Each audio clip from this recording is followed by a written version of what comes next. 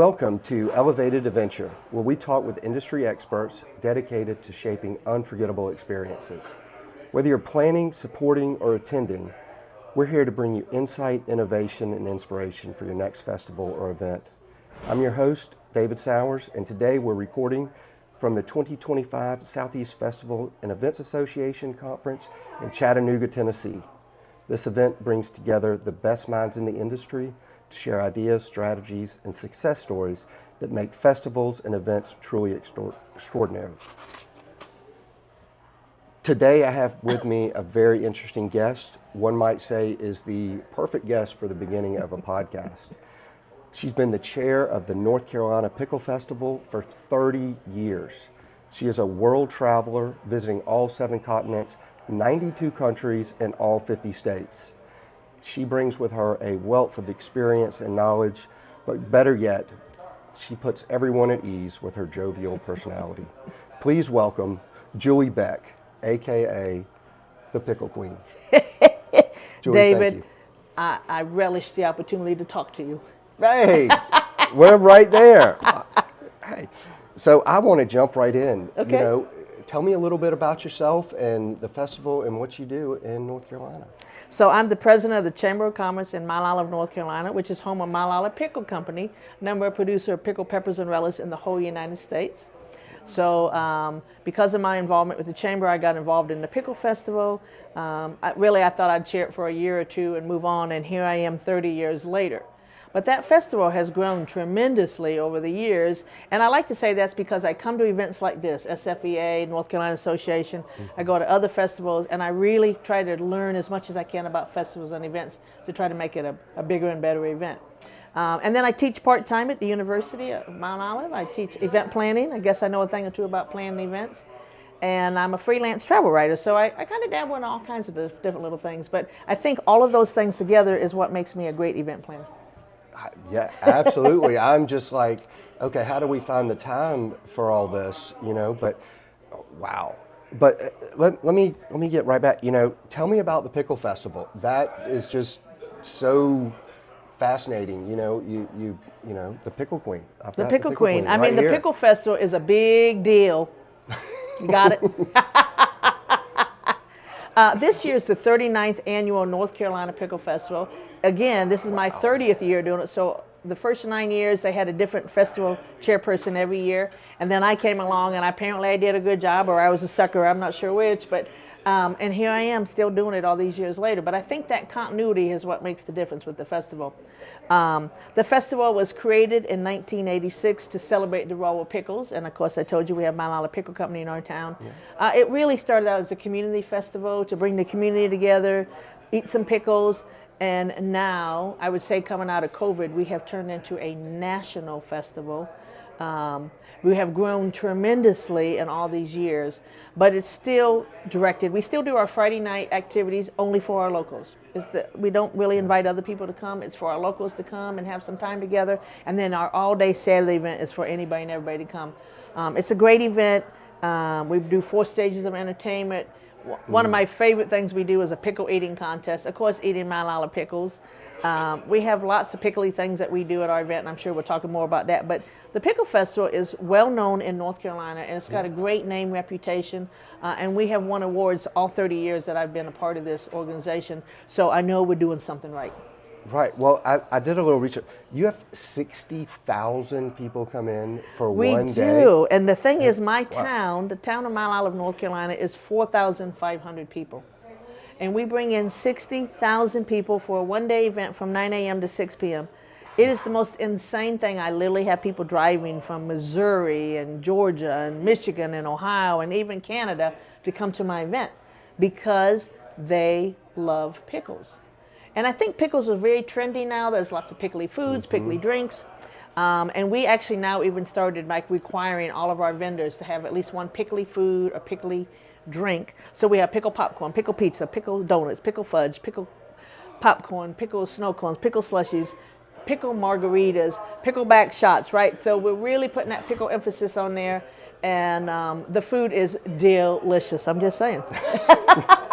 I bet that I mean, there's an endless possibilities that can go with pickle, you know? Yes. That's... It's it's a fun thing to put a theme around. It's fun to do activities with. You know, we name most of our events after pickles. So we have a 75-mile bike ride, Tour de Pickle. Forget the Tour de France. We got Tour de Pickle. 75. We have a 5K run, and it's called the Cuke Patch because, of course, you start as a cucumber and it grows into a pickle, right?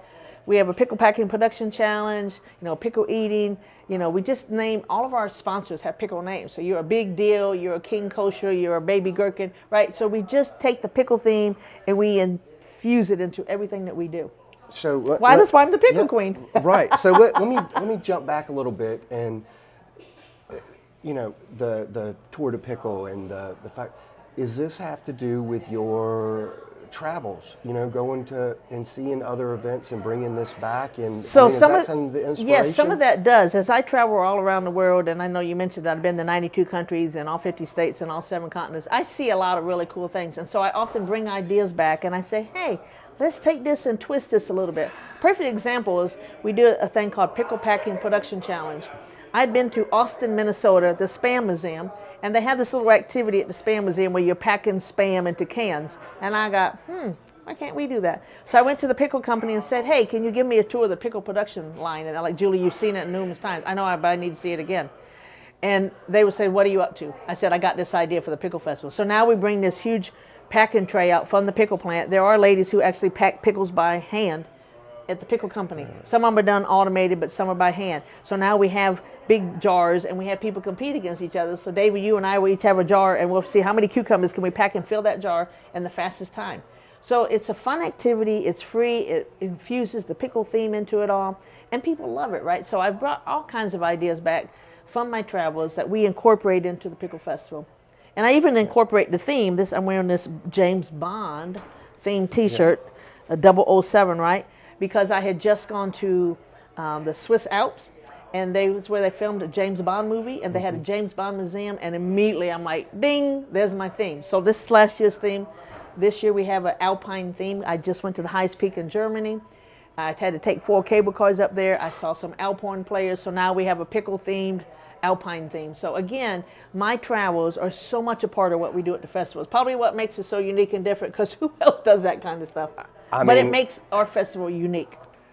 I want to come be the Pickle Queen now. I mean, if I get to travel and get to do, right?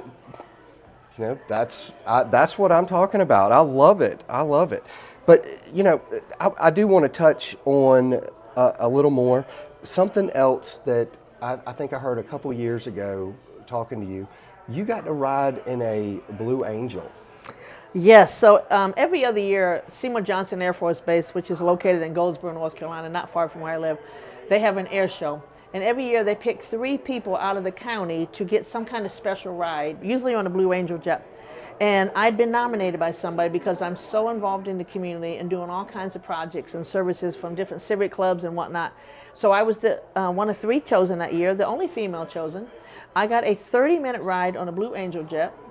I went 7.4 Gs. I passed out. I threw up. It was like the most amazing experience of my life. And then they made a video of it, and I had this incredible video of me flying on this plane here, and just like, oh. Do you remember it, or did you? Wait, oh, I remember it all. Remember every bit of it? I remember it all. It was an incredible experience. They say only 1% of the world's population ever gets to ride in a Blue Angel jet.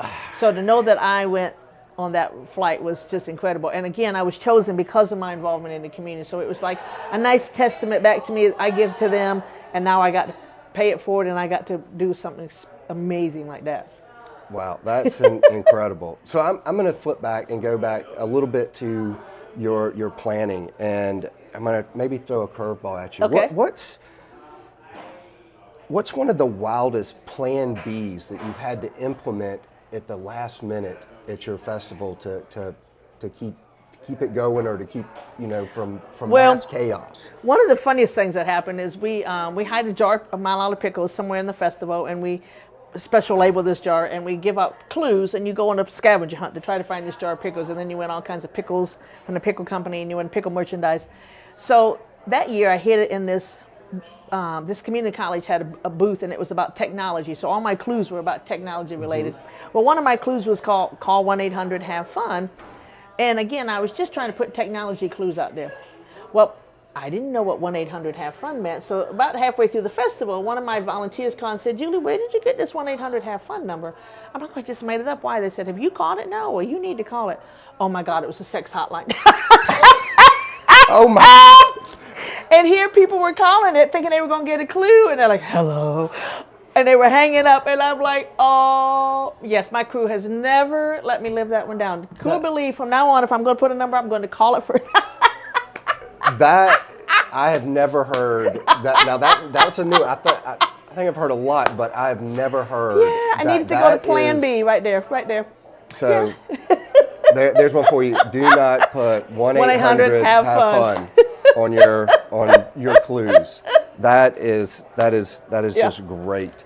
So another thing I want to ask, as you know, since you've been all these different places, 30 years planning this, if event planning was an Olympic sport, what would you be? If event planning was an Olympic sport, I would probably, boy, I got to think about this one. An Olympic sport. This is a made-up sport, or an actual sport? It could be. It could be tying balloons, or chair shuffling, tent putting up. Mine would probably be. I think impromptu. So, for example, I am so good about coming up with a plan right off the cuff. Several years ago, I mentioned we have a pickle eating contest, and we were one person shy, and there were thousands of people in the audience watching this, and they were all wanted to be the last contestant selected. But we had already pre-selected everybody, notified people, and we were like, what are we going to do? And I quickly said to my festival co-chair, announce that we're going to have a celebrity guest eater. And they said, who? I said, me. And they said, oh, great idea. And I just jumped up on stage, and I had no more thought I was going to be in a pickle eating contest at that moment. But they said to me later, that was so ingenious, Julie, that you did that. I said, yeah. And what happened out of that, now we actually pick 4 or 5 people as our celebrity pickle guest eaters. And that was one of those ideas I came with on the cuff. So I think my Olympic sport was, let me figure out something at the last minute, because I can do it. I can come up with anything and make it work and press on and keep on keeping on. I love it. I love it. And by the way, I did not win the pickle eating contest. Not that I was trying to win anyways, but it was much harder than I thought it was going to be, eating those big old fat dill pickles. I would imagine. I ate 5. That was 1 a minute, because you do it for 5 minutes, and the winner ate 13, and I'm like, what? Yeah, it always amazes me to see what they can do at those hot dog contests, and just it's like, where do you put it? I have no idea. I don't understand it.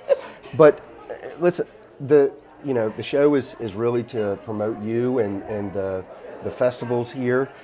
So why don't you tell our listeners how they can get in touch with you, where the festival, when it is, how can they learn more about it, website, all of that good stuff. Yes, so you can get information at ncpicklefest.org. That's our website. We also have the North Carolina Pickle Festival Facebook page. I was just looking it up yesterday. We have over 71,000 followers. That's insane. Wow. That we have that many people. So you can always go get information about our festival, or you can call us at 919-658-3113. I'm also, as I said, I'm the chamber president, but I'm also the Pickle Festival chairperson. So they all operate out of the same office. So one minute I might be wearing my chamber hat, the next my pickle hat, but they all work together, and it works out great, because when the phone rings, I can answer any question, right? And so I would love for people to come to our event. It is on April 26, 2025. It's a one-day event, and it will be an amazing experience. People will have a dilly of a time there if they come. There's just, everybody's gonna be showing their pickles. We have a pickle costume contest, I forgot to mention. And people, we didn't start this, but people started coming dressed up in crazy outfits, and so we incorporated it into an event. And the winner last year, this is a whole family, They were all dressed in green. They had a shower curtain that they had created a rod. And they put the Mile Island Pickle Company logo on the front, so it looked like they were a jar of pickles. They were the pickles inside of the jar. Ingenious, right? And so we see insane pickle costumes that people wear to our event now. And now we have a pickle costume contest. That's like front page social media. Absolutely. I mean, what better advertising for your Pickle Fest? Yeah. You know, well, that's great. So, well, lastly, what advice would you have for our listeners to stay calm with 60,000 person event like this? Like, how do you maintain your serenity there? Good question. You know, you have to realize very quickly what you can and can't solve. There's some things you cannot fix. Don't stress over it. It is what it is, and move on. And I think when you're first getting into the industry, you want everything to be perfect. No event's going to be perfect. Things are going to go wrong. Some out of your control, some in your control. Some you can fix, some you can't. And I think you just have to get that mindset. I've done all I can do. This situation's happened. I can't change it. And you just move on. And you just don't worry about it. And you make note, I'm going to try to fix this for next year. But you can't do anything about that point. And I think that's how you stay calm. I hear people say, my God, how are you so calm with 60,000 people in town? I'm like, well, if you've done your preparation ahead of time, right? If you prepare, you're probably not going to fail. So then you just have to handle what happens the day of your event and learn from it and move on. So, I mean, honestly, I'm so laid back during my event. You just don't see me wound up because I'm like, okay. Well, and we'll move on. You know, one of the important things is that you don't really fail. You fail. You learn. You do. You know, you put it into motion, you try it, you see what happens, and you make it better the next go around. You know, I teach an event planning class at our local university, and I teach these students these kind of concepts. And I actually make my students put on events, and some of them are epic fail. But I say, okay, now let's talk about why did it fail? And what can you learn from this experience? Because honestly, the events that fail, I think you learn more than from the events that are successful. You learn what you need to do bigger and better the next time and how you need to adapt things. And the other advice I would give to somebody, if you're in the event industry, go to other events. Yes. Go as a volunteer, go as an observer, take notes, take pictures, and you learn so much. I go to festivals all around the world for this very reason. And I think that's why my Pickle Festival is as successful as it is, because I'm bringing back ideas, I'm adapting ideas, I'm being very flexible and very creative because of what I've learned from these other events. Right, and I think also just listening to the attendees, you know, what they like, what they want. You know, how can you improve upon their experience? And I think coming to events like SFEA, you know, your festival friends are some of your best friends in life, and you can call them and you can get advice, you can get input. They might even come and volunteer at your event. You know, there's nothing like these industries, these conferences like this. They just mean the world to you, and they reassure you you're doing the right thing, you're in the right position, and you're trying to make a difference in your community. Right. Well, that's the whole purpose of this podcast is to try to get our voices out there a little bit more, and you know, to pass on your knowledge and experience, which I think kind of brings us to the end of this episode. I want to say thank you for tuning in to Elevated Eventure. You know, we appreciate you taking the time to listen, and we hope that we have provided some great insight and exposure for this well-organized festival. Yes. I mean, 60,000 people is a lot for one day. You know, which it's chaired by Julie Beck. She is the Pickle Queen. So I forgot my crown today. So if you've enjoyed this episode, please like, follow, or subscribe, and help us continue showcasing incredible events and the people behind them. Your support will allow us to amplify our guest voices and bring more festivals into the spotlight. So again, thank you for tuning in, and we look forward to the next time. Till then.